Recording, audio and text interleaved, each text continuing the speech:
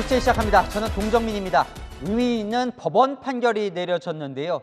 코로나 백신 부작용 피해를 정부가 보상해야 한다는 첫 판결이 나왔습니다.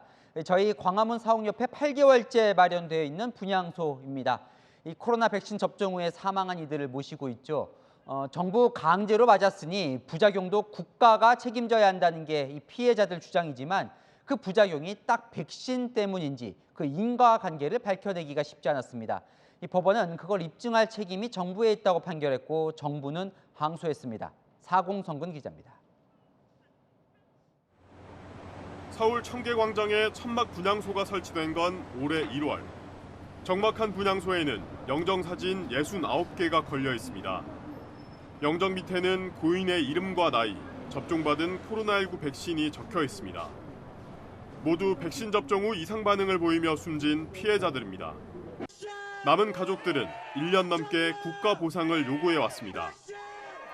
이런 가운데 백신 부작용 피해를 정부가 보상해야 한다는 법원의 첫 판단이 나왔습니다. 피해자는 지난해 4월 아스트라제네카 백신을 맞은 30대 남성이었습니다. 접종 하루 만에 심한 열이 났고 다음 날에는 어지럼증에 다리까지 저렸습니다. 결국 뇌질환 진단을 받은 남성. 질병관리청에 진료비 337만 원과 간병비 25만 원을 보상해달라고 신청했지만 거부당했습니다. 서울행정법원은 질병청이 보상해야 한다고 판결했습니다.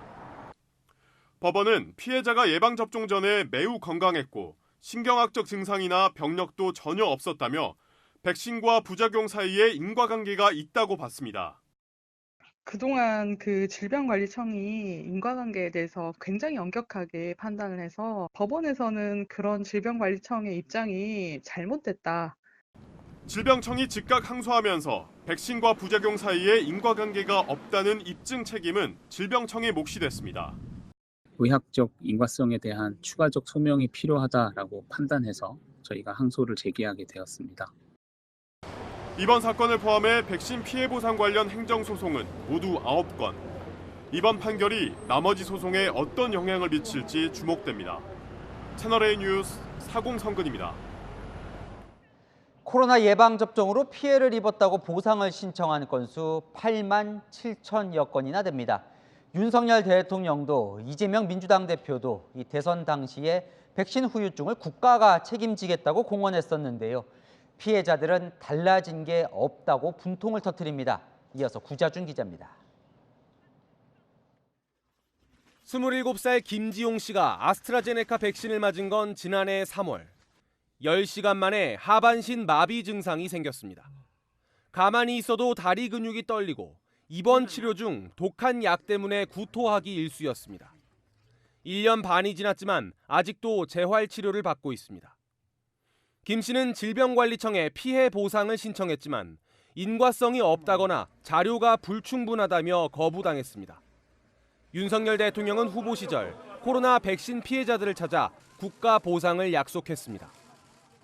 코로나 백신 피해에 대해서는 피해자 측이 입증할 문제가 아니고 국가가 보상해야 된다고 생각합니다. 백신 피해자 가족들은 이번 법원의 판단을 반기면서도 질병관리청의 항소는 대통령 공약에 반한다며 울분을 토했습니다. 김지용 씨의 아버지도 공약을 지켜달라고 호소했습니다. 국민을 위한 정치를 하겠다고 그렇게 대선 때는 떠들고 막상 당선이 되고 나면 남몰라라는 게 한국 정부입니까? 대통령께서는 코로나19 백신 피해자들에게 면담 신청을 받아주시고 특별법 만들어 주십시오. 지금까지 질병청에 접수된 백신 피해 보상 신청은 8만 7천여 건. 이 중 보상 결정이 된 건 20%가 조금 넘는 수준입니다. 나머지는 거부됐거나 심의가 진행되고 있습니다. 질병청이 거부해 소송이 제기된 사례는 9건이지만 이번 법원의 판단으로 추가 소송이 이어질 수 있다는 전망이 나옵니다. 채널A 뉴스 구자준입니다. 윤석열 대통령은 영국을 떠나 미국 뉴욕에 도착했습니다. 6시간 후쯤 취임 후 첫 유엔 총회 연설을 하게 되는데요. 뉴욕 현지 연결해서 어떤 내용이 담길지 미리 좀 알아보겠습니다. 송찬욱 기자, 유엔 연설에 공을 많이 들였다고 들었는데요. 곧 하겠습니다. 네, 윤석열 대통령은 유엔 회원국 가운데 10번째로 연설할 예정인데요. 한국 시간으로 말씀하신 것처럼 6시간 뒤인 새벽 1시를 조금 넘긴 시간이 될 것으로 보입니다. 이번 연설의 핵심 주제, 자유와 연대입니다. 이번 유엔 총회가요, 이 국제사회를 위협하는 코로나 팬데믹과 기후변화, 전쟁 등이 모두 복합적으로 연계가 돼 있는데 이 회원국들이 머리를 맞대서 해법을 강구하는 자리입니다. 그래서 윤 대통령의 연설 역시도 직접적인 대북 메시지보다는 이런 점에 방점이 찍힐 예정입니다. 한국이 세계 10대 경제 강국으로 도약하는 과정에 미국 등 자유의 가치를 공유하는 나라들이 도운 점을 언급하며 유엔을 중심으로 이런 선례를 실천하자는 메시지가 담길 걸로 보입니다. 경제적, 기술적으로 여유가 있는 나라들이 그렇지 못한 나라들을 적극적으로 도와줘야 윈윈을 창출할 수 있다. 자, 2년 9개월 만에 한일 정상회담이 열릴지도 관심인데요. 일본 측에서는 부인하는 듯한 발언도 나옵니다. 어떻게 되는 건가요? 네, 일단 대통령실은 기존과 크게 달라진 건 없다는 반응을 보이고 있습니다. 한일 정상회담 여는 거는 합의를 했고 지금 시간을 조율 중이다 이렇게 밝힌 바가 있었죠. 다만 기시다 후미오 일본 총리는 이 유엔 총회 참석을 위해서 일본에서 출국하면서 지금 결정된 건 아무것도 없다고 말하면서 이 아사히 신문 등 일본 현지 언론들은 불투명하다고 계속 보도를 이어가고 있습니다. 이곳 뉴욕 현지에서는 50분간 한일 외교장관 회담도 있었는데 이 자리에서 막판 조율이 있었을 것이란 관측도 나옵니다. 대통령실은 한미 정상회담의 구체적인 일정도 조율 중입니다. 지금까지 뉴욕에서 채널A 뉴스 송찬욱입니다. 대통령은 미국 뉴욕으로 떠났지만 이 국내에선 대통령의 이 영국 여왕 조문 논란이 여전히 뜨겁습니다. 윤석열 대통령이 장례식 전에 여왕 관합이 아닌 장례식 후에 이 조문록만 작성한 건 외교 참사라는 게 야당 주장입니다. 여당은 도를 넘은 공격이라는데요. 한수아 기자 보도 보시고 아는 기자와 뭐가 진실인지 따져보겠습니다. 더불어민주당은 윤석열 대통령이 영국 엘리자베스 2세 여왕 조문을 하지 못한 것을 두고 외교 참사라며 몰아세웠습니다. 마크롱 대통령도 운동화 신고 걸어서 조문을 했습니다. 교통 통제를 몰랐다면 무능한 일이고 알았는데도 대책을 세우지 못했다면 더 큰 외교 실패, 외교 참사라 하지 않을 수 없습니다. 국민의힘은 금도를 넘은 근거 없는 비판이라며 순방 중인 대한민국 정상에게 예의를 지키라고 반박했습니다. 고군분투 애를 쓰시는 그 외교 무대에서의 정상을 그런 식으로 폄하하고 깎아내리는 것은 그거는 누워서 침 뱉는 거나 마찬가지고. 국회 대정부 질문에서도 여야 공방은 이어졌습니다. 조문 외교마저도 국내 정치적 정쟁거리로 몰아가는 이 행태 바꿔야 될 때가 오지 않았습니까?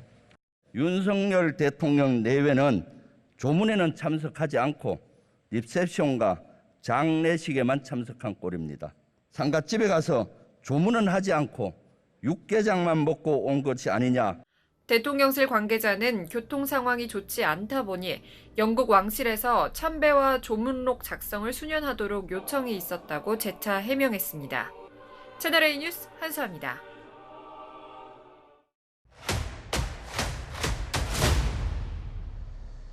아는 기자 아지아 시작합니다. 윤석열 대통령이 영국에서 조문 결례를 한 건지 뭐가 진실인지 정치부 조영민 기자와 따져보겠습니다. 대통령이 그러니까 장례식 전에 조문을 못하고 장례식 후에 이 조문록만 작성한 것, 큰 결례로 봐야 할까요? 일단 어떤 상황인지 좀 정리가 필요할 것 같습니다. 바이든 미 대통령 같은 경우는요, 이 장례식 전날 여왕의 이 관이 안치된 런던 웨스터민스터 이 홀을 찾아 조의를 표하고 조문록도 작성을 했습니다. 반면 윤석열 대통령은 장례식이 끝난 뒤에 사원 인근에 마련된 처치하우스라는 공간에서 따로 조문록을 작성했습니다. 사실 윤 대통령도 당초 일정상으로는 장례식 전날 조문을 하려고 했다가 이제 일정이 변경된 건데 이 부분을 놓고 야당에선 영국이 우리를 홀대했거나 아니면 윤석열 대통령과 대통령실이 이 결례를 범하며 무능한 외교를 한 거 아니냐 이렇게 공격을 하고 있는 것입니다. 한번 따져보죠. 그럼 왜 윤 대통령은 장례식 전에 조문을 못했는지요? 한국에서 뭐 너무 늦게 출발했다 이런 이야기도 있던데요. 뭐 당초 이제 뭐 야당에서는 지각 출발한 거 아니냐, 뭐 늦잠 잔 거 아니냐, 뭐 이런 얘기들도 좀 있었는데 이 당초 대통령실이 공지한 시간과 출발 시간 같았습니다. 오전 9시였는데요. 출발도 도착도 거의 예정대로 이뤄진 겁니다. 다만 이 런던에 도착한 뒤 일정이 좀 변경이 된 건데 윤 대통령은 이 예정대로 런던에 도착은 했지만 이 한국전 참전비를 방문하고 또 이 엘리자베스 여왕 조문 일정이 있었지만 이 두 가지를 건너뛰고 곧바로 찰스 국왕이 준비하고 있는 리셉션으로 향하게 됐던 것입니다. 그러면 어쨌든 런던에서 이제 일정이 꼬인 건데 그 과정에서 우리가 좀 잘못한 건 있는 겁니까?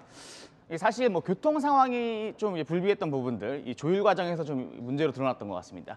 이 수많은 인파가 몰리는 상황이다 보니까 이 교통 상황이 상당히 안 좋았다 때문에 이 영국 왕실과의 조율이 있었다는 설명을 하는 건데 이 리셉션장까지 곧바로 갔지만 이 역시도 상당히 좀 빠듯하게 도착했다고 합니다. 제가 이 지도를 통해서 좀 일정 그 시간을 좀 봤었는데 평상적으로는 1시간 정도 걸리는 시간인데도 당시에는 그 기자들이 이동하는 데만 해도 한 2시간 정도 걸렸다고 해요. 네. 이 대통령실과 외교부 역시 이와 관련된 얘기를 좀 내놨는데 이 런던 도착 시간은 물론 교통 상황 같은 돌발 상황 때문에 조문을 건너뛰고 곧바로 리셉션으로 참석하는 안까지 이 사전에 이미 A안, B안 다 영국과 조율이 된 부분이었다 이렇게 설명을 했습니다. 네, 설명은 그렇게 하는데 어쨌든 뭐 결과적으로는 못 갔고 네. 마크롱 프랑스 대통령은 걸어서라도 갔다. 아까 앞서 리포트에도 나왔지만 또 이랑은 리셉션 끝나고서라도 갔다. 대통령은 왜 안 가냐? 이게 민주당 비판인 것 같습니다. 맞습니다. 사진을 좀 준비했는데요. 말씀하신 것처럼 걸어서 조문을 가는 마크롱 프랑스 대통령 부부의 모습도 있고요. 또 이제 웨스트민스터 홀을 찾은 나루히토 1왕의 모습도 볼 수 있습니다. 이 모두 찰스 국왕의 리셉션이 끝난 뒤 곧바로 조문에 나섰던 모습들입니다. 네. 당시 리셉션 끝난 이후 윤석열 대통령 사실 별다른 일정은 없었습니다. 그 네. 내부에서 이 참모진들과 좀 회의를 했던 것으로 알려지고 있는데 이 부분이 좀 의문으로 남아서 대통령실에 윤 대통령도 이 리셉션 끝나고 참석하는 식으로 일정을 좀 조율할 수 있었던 거 아니냐라고 물어봤는데 마찬가지로 영국 왕실과 이미 이 조문록 작성을 다음 날에 하기로 조율을 거친 일정이기 때문에 그렇게 진행된 것이다 이렇게 설명을 했습니다. 그래서 결과적으로 조 기자 보기에는 어떻게 봐야 돼요? 이게 대통령실이 잘못한 겁니까? 아니면 야당이 좀 무리하게 공세를 하는 겁니까? 사실 오늘 국회에서 이 부분을 놓고 여당과 야당이 이 외교 결례 공방을 한참 벌였습니다. 네. 그래서 뭐 결론을 내기는 쉽지는 않은데 역시 공방은 계속 될 거고요. 제가 이 자리에서 결론을 내드리기에 앞서 어떻게 보면 당사국이라고 할 수 있죠. 오늘 영국 측에서 하나의 메시지가 나왔습니다. 바로 콜린 크룩스 주한 영국 대사가 이 한국에서 벌어지고 있는 이 조문 결례 논란에 대해서 이야기를 한 건데요. 이렇게 말했습니다. 영국 방문이 조문이고 국왕과의 만남, 장례식 참석이 즉 조문이다. 이 말로 좀 정리를 할 수 있을 것 같습니다. 네, 알겠습니다. 하는 기자 조영민 기자와 살펴봤습니다. 자, 이 엘리자베스 2세 여왕은 11일 동안의 장례 일정을 모두 마치고 남편인 필립 공 곁에 영면했습니다. 장례식은 끝났지만 영국민들은 아직 여운에서 벗어나지 못하는 분위기입니다. 런던 현지에서 조은하 특파원이 보도합니다.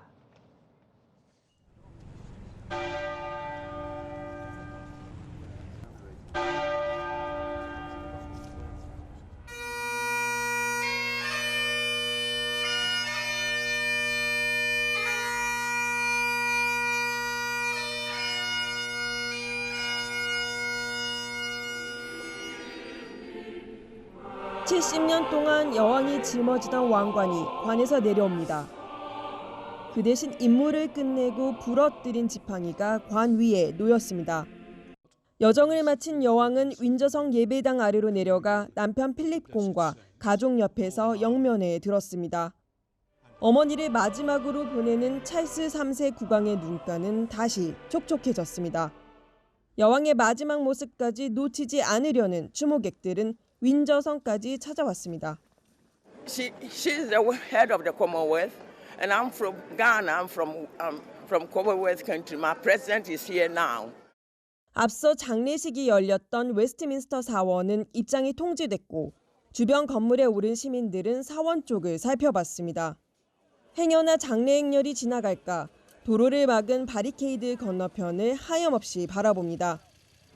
내외 귀빈들이 장례식장을 채울 동안 근처 도로와 골목은 일반 시민들이 빼곡히 채웠습니다. 먼 발치에서라도 손을 쥔 스마트폰으로 장례식 생중계를 지켜보고 빅뱅 조종을 들으며 여왕을 추모했습니다. I guess it's more of a happy time because it's celebrating someone's life. Elle était immortelle en fait un peu. C'est vrai, on s'est dit mais elle est immortelle la reine d'Angleterre. Donc c'est 장례식이 끝나도 도심 바닥에 대형 초상화를 그리며 여왕의 모습을 떠올리는 시민들도 있습니다.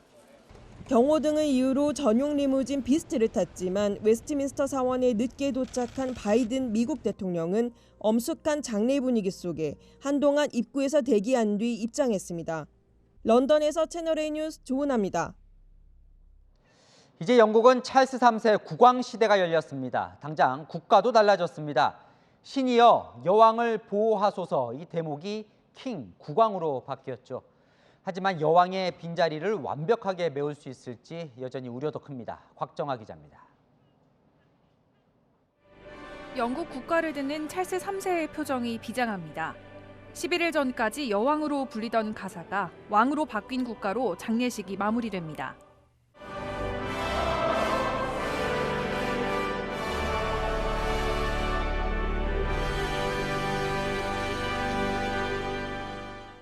군주를 찬양하는 기도문 형식의 국가를 침묵하며 듣기만 하는 왕의 모습은 여왕 시대를 마감하는 장례식의 상징적인 장면이 됐습니다. Now, with that shining example before me, and with God's help, I take up my new duties. 찰스 3세와 카밀라 왕비는 버킹엄 궁으로 이사할 예정입니다. 매일 아침 왕에게는 정부의 일일 보고가 붉은색 가죽 상자에 담겨 전달됩니다. 서명도 바뀌었습니다. 여왕의 관 위에 올려진 찰스 3세의 친필 메모에는 찰스 R이라는 서명이 보입니다. 왕을 나타내는 라틴어 렉스의 약자입니다. 여왕 서거 이후 동정 여론을 얻은 찰스 3세의 지지율은 급등했지만 정치적 중립성 논란과 군주제 폐지 여론 등 앞길이 순탄치 않습니다. 두 아들 윌리엄 왕세자와 해리 왕자의 냉랭한 분위기도 갈등의 불씨입니다. 2년 전 해리 왕자와 마클 왕자빈이 왕실을 나와 미국으로 떠난 뒤 인종차별까지 주장하며 감정의 골은 더 깊어졌습니다. 현지 언론은 두 사람이 서로 눈도 마주치지 않았다며 생전 손자들의 화해를 바랐던 여왕의 꿈은 물거품이 됐다고 전했습니다. 채널A 뉴스 곽정아입니다. 네. 신당역 스토킹 보복살인 사건 속보로 이어갑니다. 전주환이 서울교통공사 내부망에서 피해자의 옛집 주소를 파악했다고 전해드렸습니다. 일반 직원은 개인정보 접근권이 없다던 공사 측이 저희 보도 이후에 내부망에 허점이 있었다고 인정했습니다. 전주환이 회계 시스템에 접근한 것으로 보이는데 공사 측은 이런 방법을 모르고 있었던 겁니다. 먼저 조민기 기자입니다. 신당역 스토킹 보복살인 사건이 일어나기 닷새 전, 전주환은 휴대전화에 시선을 고정한 채 주택가 골목길을 걸어갑니다. 범행 당일과 같은 노란 점퍼에 하얀 가방을 맸습니다. 피해자가 사는 집을 찾아다니고 있던 겁니다. 당시 전주환이 파악하고 있던 주소지는 피해자의 옛집이었습니다. 이렇게 옛집을 찾아 나선 건 범행 당일을 포함해 모두 4차례나 됩니다. 채널A는 전주환이 서울교통공사 내부망에서 집 주소를 파악한 사실을 확인하고 서울교통공사에 해명을 요청했습니다. 네, 역 직원은 그 메트로넷으로 어떤 특정 개인의 그 주소를 알아낼 수 없어요. 개인의 주소까지는 절대 볼 수가 없어요. 하지만 보도 이후 말을 바꿨습니다. 전주환이 내부망에 연결된 회계 시스템에 접속해 주소를 파악했다는 겁니다. 사건 발생 엿새가 지나도록 내부망에 어떤 허점이 있는지도 몰랐던 셈입니다. 서울교통공사 노조도 공사의 책임을 물었습니다. 가해자가 피해자의 정보에 접근해서 이 스토킹이 지속됐다는 사실조차도 간파하지 못한 이 엄정한 상황에 대해서는 분명히 책임을 져야 될 것입니다. 김상범 서울교통공사 사장은 국회 여성가족위원회에 출석해 직위 해제된 직원의 내부 전산망 접속을 차단하겠다고 밝혔습니다. 채널A 뉴스 조민기입니다. 전주환의 잔혹한 범행으로 사랑하는 딸을 잃은 유족들은 발인도 미룬 채 사건 처리를 지켜보고 있는데요. 피해자의 빈소에 취재기자가 나가 있습니다. 자, 전민영 기자, 조금 전 피해자 측 변호인이 입장을 전했다는데 어떤 내용입니까? 네, 조금 전 유족 측 변호인이 장례식장 앞에 나와 입장을 밝혔는데요. 피해자가 생전에 가장 바랐던 건 전주환에 대한 엄중 처벌이었다고 여러 차례 강조했습니다. 그러면서 전주환에 대한 1심 선고를 앞두고 피해자가 판사에게 전했던 말도 공개했는데요. 전주환이 보복하지 못하도록 엄중 처벌해달라는 내용이었습니다. 유족 측 민고은 변호사는 피해자는 누구보다 용감한 사람이었다고 말했습니다. 생전에 이 사건을 누구에게도 알리고 싶지 않아 했지만 전주환이 온당한 처벌을 받길 바라며 적극적으로 대응해왔던 겁니다. 다만 사건 발생 이후 수사기관과 법원 모두 피해자 보호에 소극적인 태도를 취했다며 피해자의 변호인으로서 한계를 느꼈다고 토로했습니다. 변호인은 고인의 명예가 훼손되지 않길 바라며 수사권 문제 등 정치적 담론에도 이용하지 말라고 당부했습니다. 피해자 측은 법원에 재판 비공개와 방청 금지, 판결문 비공개 신청을 했다고도 말했습니다.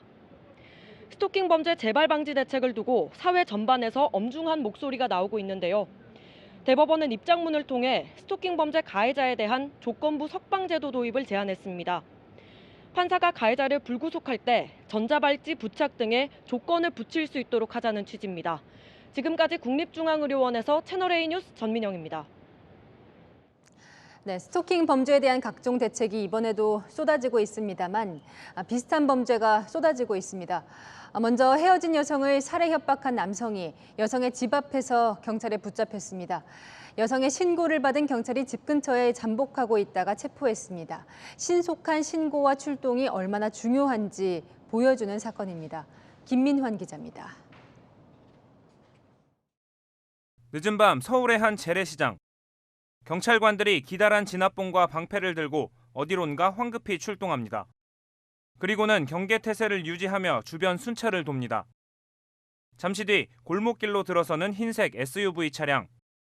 남성 한 명이 비상등을 켠 채 차에서 내립니다. 반대편으로 걸어가더니 갑자기 골목길을 내달립니다. 어젯밤 10시쯤 헤어진 전 남자친구로부터 살해 위협을 받고 있다는 여성의 신고가 경찰에 접수됐습니다. 경찰은 미리 여성의 집 근처에 출동해 잠복하고 있다가 남성이 나타나자 긴급 체포했습니다. 피해 여성은 지난 1일 경찰에 신변보호를 요청하고 스마트워치를 착용하고 있었습니다. 그런데 어젯밤 남성이 SNS 메시지로 집으로 찾아가 살해하겠다고 위협하자 곧바로 112에 신고한 겁니다. 경찰 조사 결과 남성은 130km 떨어진 자신의 집에서 차를 몰고 여성을 찾아온 것으로 확인됐습니다. 피해 여성은 남성에게 헤어지자고 요구하자 160번 넘게 문자 메시지와 전화를 걸어왔다고 진술한 것으로 알려졌습니다.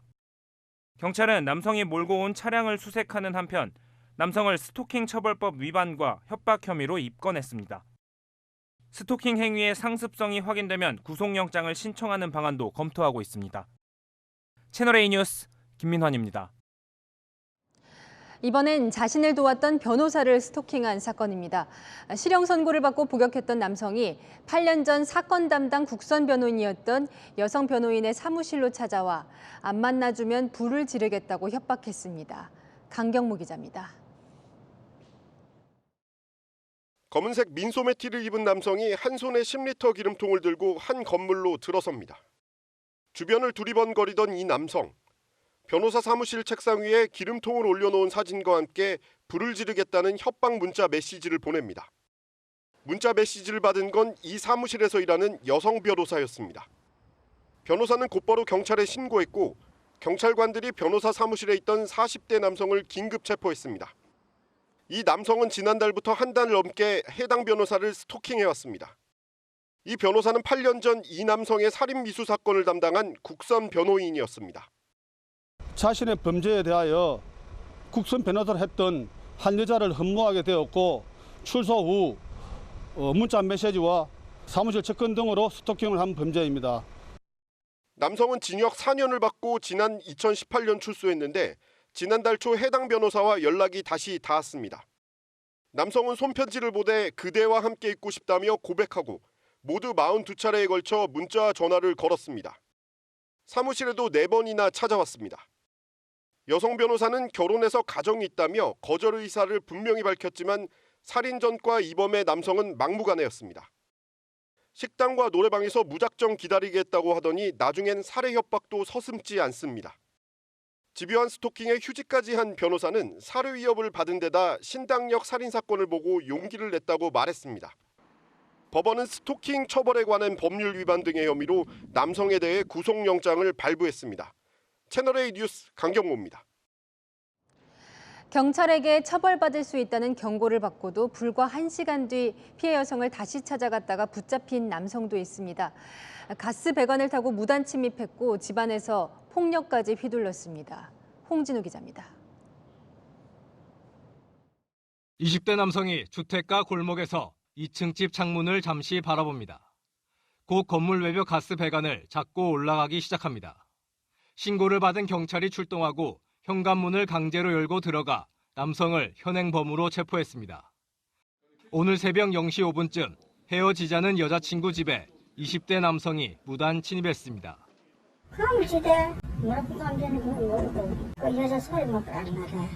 놀란 여성이 112에 신고를 했고 피의자는 휴대전화를 뺏으려고 2차례나 주먹을 휘둘렀습니다. 경찰은 전화기 너머 비명소리에 긴급 상황이라고 판단하고 현장으로 긴급 출동했습니다. 경찰은 사건 1시간 전에도 피해자와 피의자 2사람을 만났습니다. 여성이 도심 한복판에서 이별 통보를 했는데 남성이 계속 쫓아오자 경찰에 신고한 겁니다. 경찰은 한 번 더 유사 행위가 발생하면 스토킹 행위로 처벌받을 수 있다고 경고하고 남성을 귀가시켰습니다.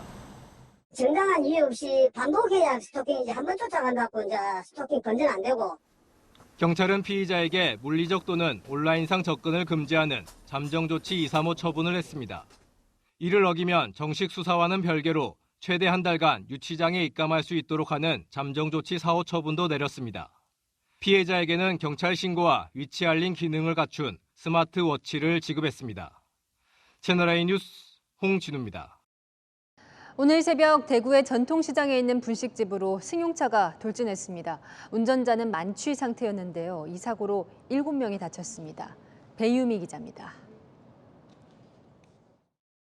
새벽 시간 전통시장 한 분식집. 어묵과 떡볶이 조리대를 향해 흰색 외제차가 돌진해 들어옵니다. 충격에 가게 직원들이 넘어지고 차 밑에 깔린 손님도 고통을 호소합니다. 또 크게 막 다리에 깔려서 크게 아파하시는 분들 계셨고, 근데 썰고 계시던 우리 이모도 이게 다리가 탕 튕겨보니까 여기까지 튕겨 나가고 정신이 없었습니다. 사고 직전까지 사람들이 계속 오가던 상황으로 간발의 차로 사고를 면한 시민도 있습니다. 방 소리 되게 크죠. 보통 12시에서 1시 사이가 제일 피크인데 만약에 그때 차가 돌진했으면 사고가 되게 크게 났을 것 같아요. 운전자는 동승자가 이 분식집에 들렀다 차에 타자 다시 출발하려다 사고를 낸 걸로 추정됩니다. 이 사고로 가게에 있던 손님 5명과 종업원 2명 등 7명이 다쳤습니다. 생명에 지장은 없는 상태입니다.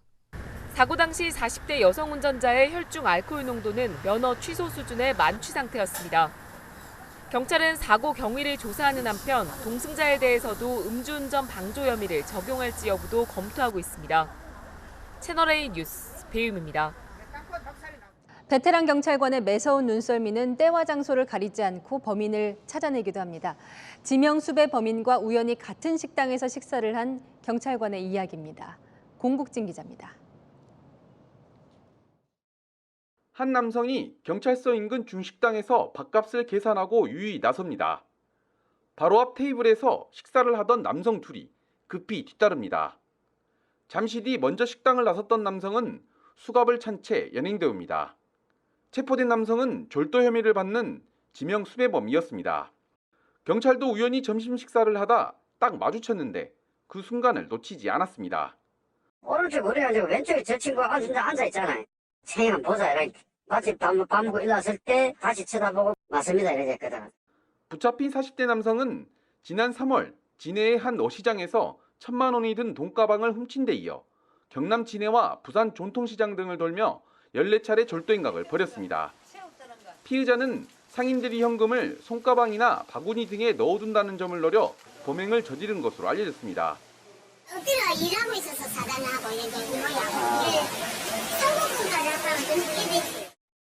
경찰은 지난 3월 피해자를 특정했지만 휴대전화 전원이 꺼진 상태였고 신용카드 사용 내역 등이 없어 추적이 쉽지 않았습니다. 범행 6개월 만에 검거된 남성은 경찰에 배가 고파 그랬다고 진술한 걸로 알려졌습니다. 경찰은 남성을 구속하고 검찰로 송치했습니다. 채널A 뉴스 공진입니다. 가을 태풍이 더 무서운 사람들이 있습니다. 가을은 이사가 많아지는 시기죠. 사다리차는 강풍에 정말로 취약합니다. 다시 간다 남영주 기자가 점검했습니다.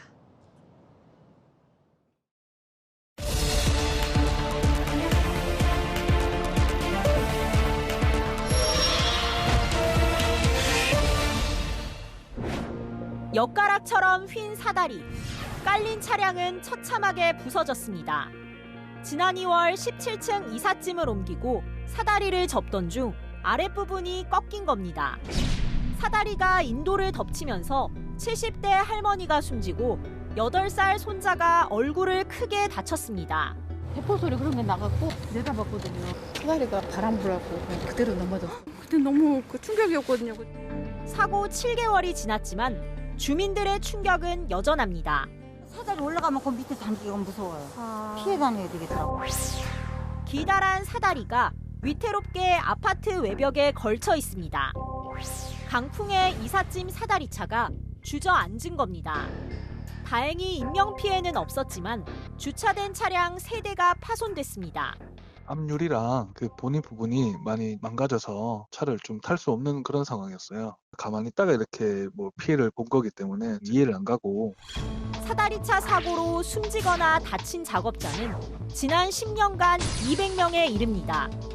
보행 중 다치거나 숨진 시민까지 포함하면 피해자는 훨씬 많을 것으로 추정되는데 관련 통계조차 없습니다. 사다리차 작업 현장을 찾아가 봤습니다. 사다리차가 쓰러지지 않게 기사가 지지대를 세우고 있습니다. 제가 통제를 하면서 혼자 진행하고 있습니다. 그대로 지나가시는 분들도 많고요. 제가 신경 쓰는 수밖에 없을 것 같습니다. 아파트 20층으로 이삿짐을 옮기는 작업이 한창인데요. 짐을 나르려면 60m 높이까지 사다리를 뻗어야 합니다. 지금은 벽에 기대어져 있지만 접으려고 이제 분대를 듣는 순간 그냥 위에는 힘이 하나도 없다 이거죠. 진짜 바람 세게 맞잖아요. 그러면은 이제 전복이 되는 거예요. 또 다른 기사도 강풍의 위험성을 언급합니다. 20층 이상을 하게 되면은 분대가 이렇게 흔들리고 차체가 흔들릴 때도 있고. 안전수칙이 없는 건 아닙니다. 기상 조건이 악화되면 작업을 금지하고 작업 반경에 외부인 출입을 제한합니다. 하지만 권고일 뿐 법적 구속력이 없습니다. 크레인이나 승강기는 운영과 관련한 구체적인 풍속 기준이 있지만 이삿짐 사다리차는 없습니다. 확실하게 모든 차량, 모든 기계기구류에 대해서 적용하기는 좀 힘든 부분이고요. 권고에 그치다 보니 현장에서는 대부분 무시됩니다. 안전을 우선으로 해야 되는데 환경상 그렇게 되질 않는다는 거죠. 기선 나갈 때 무조건 가야 되잖아요. 원래 약관에는 5,000시에 변경할 수 있다 이렇게 되지만 그걸 지킬 사람이. 지금대로라면 언제든 같은 사고가 반복될 수 있다는 지적이 나옵니다. 적용할 만한 규정이 사실 없어요. 작업계획서 작성 대상도 아니고 2인 1조라든지 작업 주의자 지정도 적용 안 받고 사전안전회의 그것도 현실적으로 다 안 이루어지고 있어요. 작업량이 몰리는 가을 이사철. 사다리차는 오늘도 규제 사각지대에서 위험을 뚫고 이삿짐을 나르고 있습니다. 다시 간다 남영주입니다. 우리나라 육군이 가진 최첨단 무기들이 불을 뿜었습니다. 4년 만에 대규모 기동 화력 훈련이 열렸거든요. 해외 25개국 장성들도 지켜봤는데요. 요즘 한국 K무기에 전 세계 관심들이 큽니다. 김성규 기자가 그 현장에 다녀왔습니다.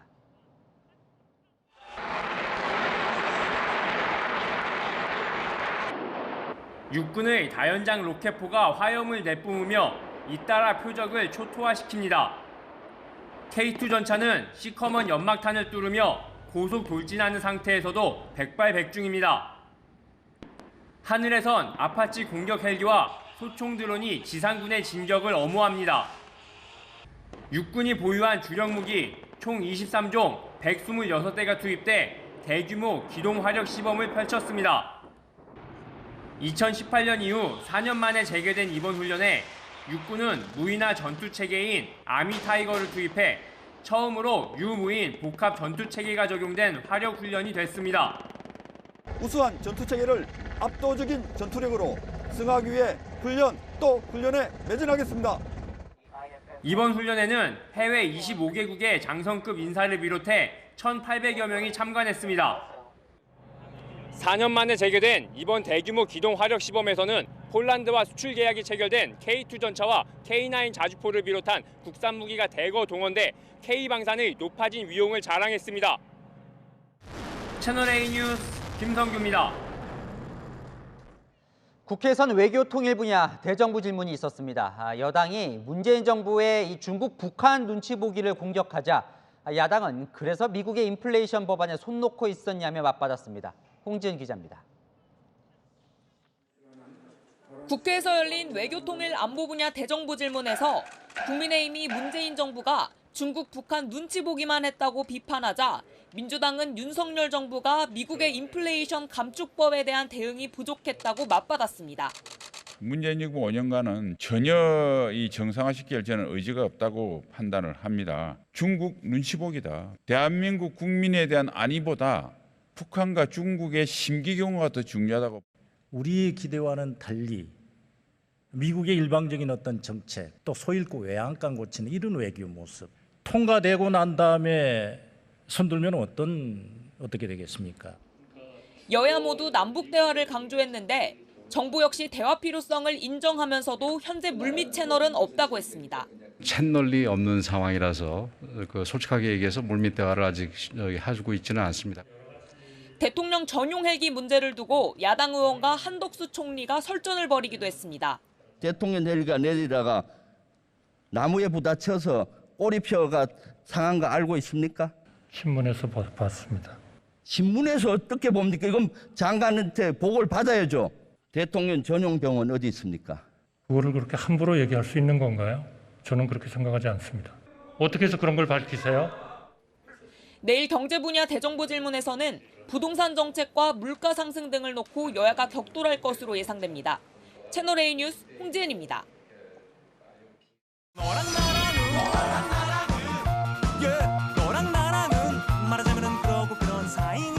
자, 여랑야랑 정치부 김민지 기자와 함께합니다. 첫 번째 주제 보겠습니다.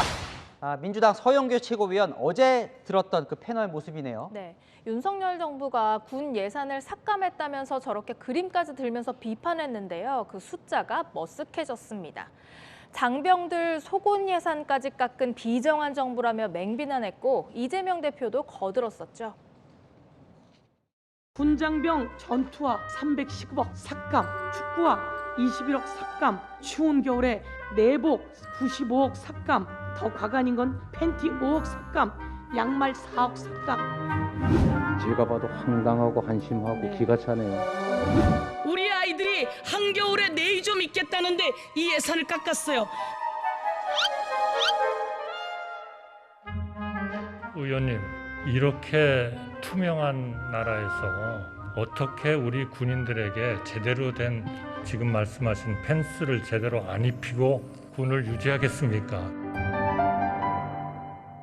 그래요. 어제 여랑야랑에서도 전해드린 게 있는데 머쓱해진 이유가 뭡니까? 바로 저 숫자가 틀렸기 때문입니다. 국방부가 공개한 자료에 따르면요. 서 의원이 310억 원 삭감됐다고 했던 전투화, 실제로는 20억 5천만 원 정도 줄었습니다. 축구화나 내복도 서 의원의 주장보다 감액 규모가 훨씬 적죠. 뭐 금액 차이가 크긴 큰데요. 그래도 줄긴 줄었네요. 네, 정부는 그마저도 일부러 줄인 게 아니라 단가가 하락했기 때문이라고 이야기하고 있습니다. 서영교 의원님, 공부 좀 하시고 대정부 질문을 하시기 바랍니다. 해당 품목은 단가 하락으로 감액 평선된 것입니다. 단가 하락이 비정합니까? 왜곡된 주장을 했는데 정리된 전반적인 팩트를 알려줄 수 있겠습니까? 좀 더 나은 이런 구매 방법을 통해서 가격이 인하됐기 때문에 그런 숫자들이 나왔다. 결과적으로는 틀린 숫자로 이재명 대표까지 공격에 가담한 꼴이 셈이 됐는데 서 의원은 어쩌다가 이런 실수를 한 거예요? 네, 서 의원은 4개월 전에 같은 당 소속 김병주 의원이 예결위 회의 때 질의했던 자료를 그대로 인용한 건데요. 실무자의 착오로 잘못 만들어졌던 자료를 검증 없이 인용한 거죠. 서 의원은 오늘 SNS에 감액 사항의 수치 차이가 있었다고 인정하면서도 예산이 삭감된 건 맞지 않느냐며 오히려 목소리를 높였습니다. 네, 다음 주제 보겠습니다. 자, 대통령이 영빈관 안 짓겠다고 철회했는데도 논란이 계속입니다. 네, 878억 원 돈을 들여서 신축을 하려다가 여론 반발에 철회를 했죠. 그런데 어제 한덕수 국무총리의 이 발언으로 논란은 재점화됐습니다. 영빈관 짓는 예산 878억 알고 계셨냐고 묻습니다. 몰랐습니까? 저는 몰랐고 신문을 보고 알았습니다. 그러니까요. 국무회의를 거친 예산인데 총리가 신문을 보고 알았다. 이건 뭐 알아도 문제, 몰라도 문제네요. 그러다 보니까 야당은요, 김 여사까지 겨냥했습니다. 식물 총리를 넘어 신문 총리, 변명 총리의 면모를 여실히 보여주었습니다. 김건희 여사께서 그런 말씀을 하셨거든요. 우리가 당선되면 청와대 영빈관을 옮기겠다는 합리적 의심을 당연히 할 수밖에 없는 거죠. 영빈관 신축 사업이 김건희 여사님의 지시였습니까? 예산이 그렇게 반영이 될 수는 없다는 거는 아마 의원님께서도 잘 아실 겁니다. 여당에서도 직무유기라면서 참모들을 질타했습니다. 중요한 사항에 대해서는 총리님, 대통령님이 아실 수 있도록 조정하고 이런 업무 책임이 있는 거 아니겠어요? 그런데 이게 얼마나 이 코미디 같은 일이 벌어집니까? 영빈관 같은 게 대통령실만 쓰는 게 아니잖아요. 필요한 국가의 시설인데 총리가 몰랐다 하는 답변, 그런 자세도 틀린 겁니다. 여론을 반영해서 철회를 했더라도 어떤 과정을 거쳐서 추진했는지 투명하게 설명하는 게 필요해 보입니다. 네, 지금까지 열왕야랑이었습니다. 이준석 전 국민의힘 대표의 성매매 의혹을 수사해온 경찰이 이 전 대표에 대해 불송치하기로 했습니다. 서울경찰청 반부패 공공범죄수사대는 이 전 대표의 성매매 의혹은 공소시효가 지났고 알선수재 혐의는 입증이 되지 않아 검찰에 넘기지 않고 종결한다고 밝혔습니다. 다만 증거인멸 교사 등 공소시효가 남은 사건에 대해서는 계속 수사한다고 밝혔습니다. 자, 정부가 은행의 이자 장사를 막겠다면서 지난달에 이어 이 두 번째 예대 금리차를 공개했는데요. 은행들이 압박을 받을 줄 알았더니 오히려 지난달보다 예대 금리차가 더 벌어졌습니다. 예금 금리보다 대출 금리가 더 크게 오른 거죠. 안건우 기자입니다. 예대금리차가 공시를 시작한 지난달보다 더 벌어졌습니다. 5대 시중은행을 뜯어봤습니다. 순수하게 가계대출만 봤을 때 평균 예대금리차는 1.51%포인트였고 지난달보다 차이가 더 커졌습니다. 예금금리보다 대출금리가 더 가파르게 올랐기 때문입니다. 이번엔 처음으로 정책대출을 제외한 예대금리차도 공시했습니다. 신용도가 낮은 차주가 대상인 상대적으로 금리가 높은 정책대출을 포함하면 통계 왜곡이 발생한다는 지적에 따른 겁니다. 이 경우 5대 시중은행 가운데 농협은행의 예대금리차가 1.73%로 가장 컸고 하나은행이 가장 작았습니다. 지난번 예대금리차가 가장 컸던 신한은행은 정책대출 금리를 빼니 순위가 확 내려갔습니다. 예대금리차도 유일하게 지난달보다 줄었습니다. 대출 금리는 시중은행 대비 가장 낮은 편으로 나온 것도 있습니다. 8월에 단기적인 정부 조직자금이 많이 유입되었습니다. 그로 인해서 예금 금리가 다소 낮게 보여지게 된 요인들이 좀 있습니다. 지금처럼 예상을 벗어난 급격한 금리 인상이 이루어지는 시기엔 대출금리 상승폭이 더 커질 수밖에 없습니다. 기준금리 인상폭이 예상보다 더 높아질 경우에는 차주들의 신용 위험이 증가할 수밖에 없거든요. 신용 위험에 대한 추가적인 반영을 해야 되는 부분도 당연히 예대차를 벌이게 되는 한 가지 요소가 되죠. 은행의 이자 장사를 막자는 취지에서 예대금리차 공시를 도입했지만 실제 효과는 미미하다는 지적이 나옵니다. 채널A 뉴스 안건우입니다. 일본은 오늘에서야 태풍 남마돌의 영향권에서 벗어났습니다. 지난 사흘 동안 일본 열도를 관통하며 강풍에 물폭탄을 쏟아부었는데요. 사상자 총 120여 명이 발생하며 기시다 총리는 유엔 총회 참석도 늦춰야 했습니다. 도쿄 김민지 특파원입니다. 도로 곳곳이 파손돼 아예 중앙선이 갈라졌고 폭우로 인한 산사태로 밀려난 주택은 벼랑 끝에 아슬아슬하게 걸쳐 있습니다. 양식장 물고기들은 거센 파도에 떼죽음을 당했고 강풍에 비닐하우스 천장이 맥없이 뜯겨나갔습니다. 도쿄의 한 번화가 건물 천장에선 빗물이 폭포수 마냥 쏟아지고 길바닥에선 빗물이 솟구치기도 했습니다. 남마돌이 처음 상륙했던 규슈 남부부터 서일본과 동일본까지 사흘간 일본 열도를 훑고 간 위력은 상상 이상이었습니다. 인명피해도 상당해 차량 침수와 산사태 등으로 2명이 숨졌고 120여 명이 다쳤습니다. 全国各地で記録的な暴風及び大雨になりました。雨の止んだ後も土砂災害に十分警戒いただくよう重ねてお願いをいたします。 남마돌은 오늘 오전 일본 열도를 빠져나가며 온대 저기압으로 바뀌었습니다. 그러나 이곳 도쿄를 비롯해 도호쿠 지역은 물론 홋카이도까지 계속 비가 내리고 있습니다. マンションの地下の方に水が流れ込んできて停電になってしまったりとか、あと漏水ですね。水が漏れてきたりとか。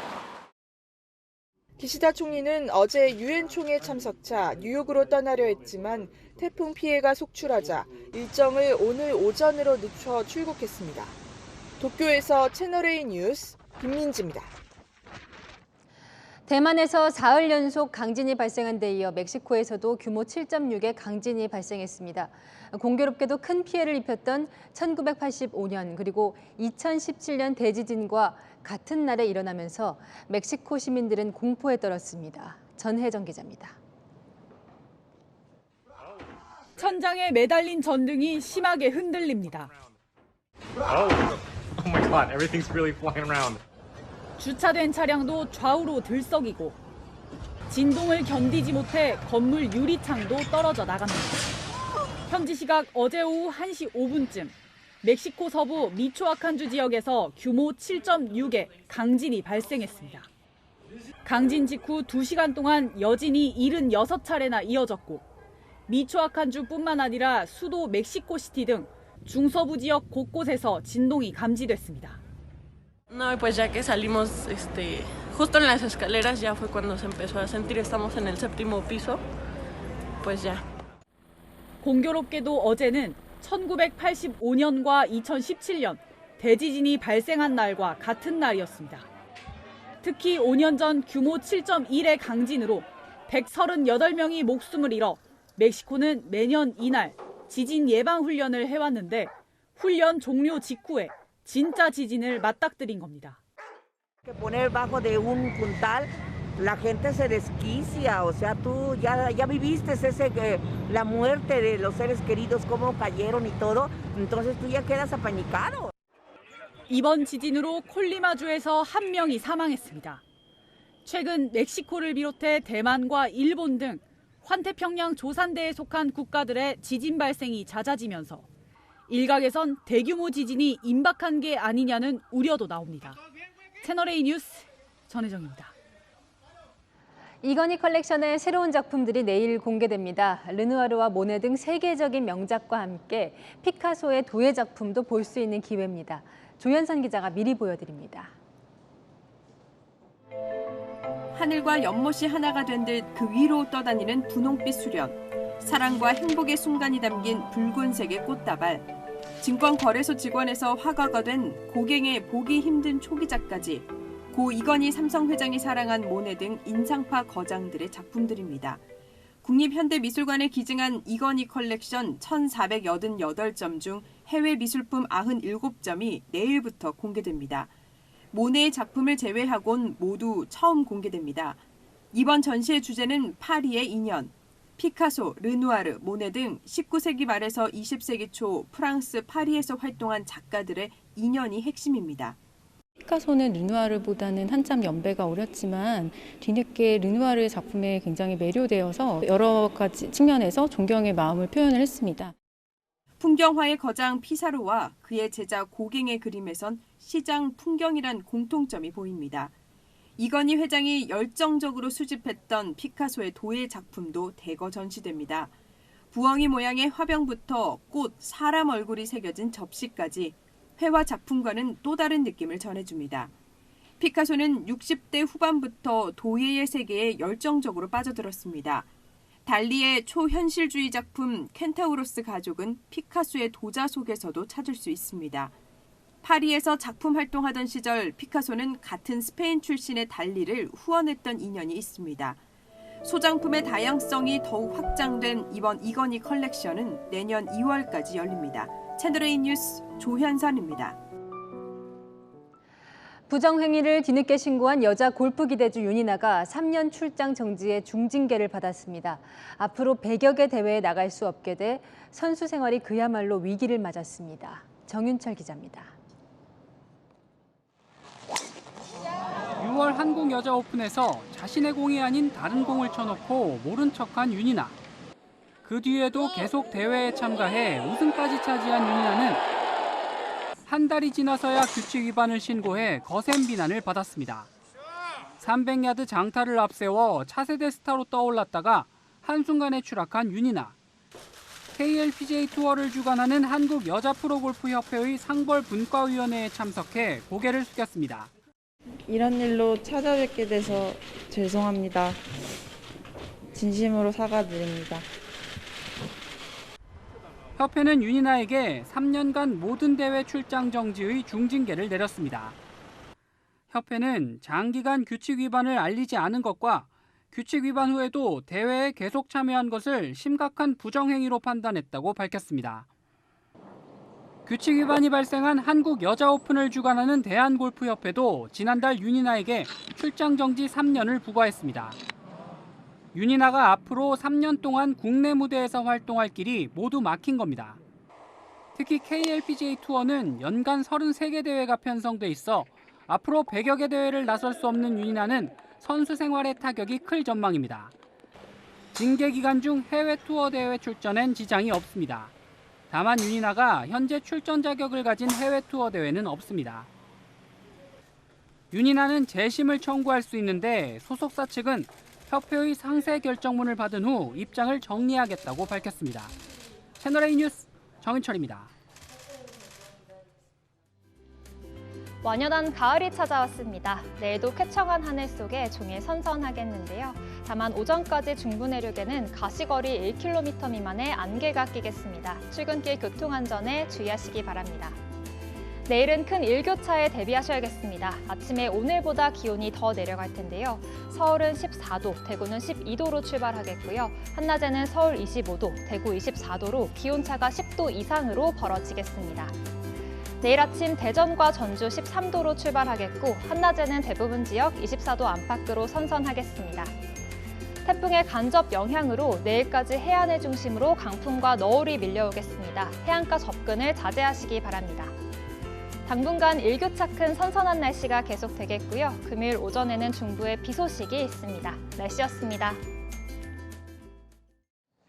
저출산, 고령화, 양극화, 어쩌다 한국은 이런 고질병을 안게 됐을까요? 국제기구인 OECD가 이런 진단을 내렸습니다. 황금 티켓 신드롬, 모든 청년들이 명문대 정규직에만 목을 매는 게 원인이라는 겁니다. 명문대 정규직 황금 티켓을 얻지 못하면 취업도 결혼도 출산도 안 하니 연금은 고갈되고 국가 빚은 늘어난다는 거죠. 명문대를 안 나와도 비정규직도 희망 가질 수 있는 그런 티켓, 국가와 사회가 만들어야 할 숙제입니다. 마침표 찍겠습니다. 황금 티켓 말고 희망 티켓, 뉴스에 마칩니다. 감사합니다.